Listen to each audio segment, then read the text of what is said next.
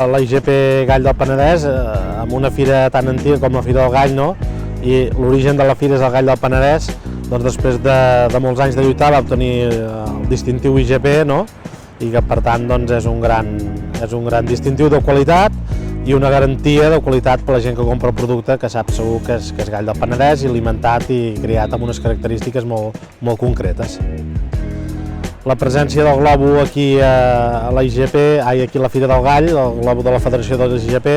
doncs bueno, creiem que va ser una bona iniciativa de la Federació i per tant en l'entorn de la fira, que venen molts nens a veure els galls i a veure els animals vius, que és una de les poques fires que es pot veure el gall amb IGP així viu, doncs bé, és una molt bona opció perquè la canalla puguin tenir un gaudi més de la fira, no?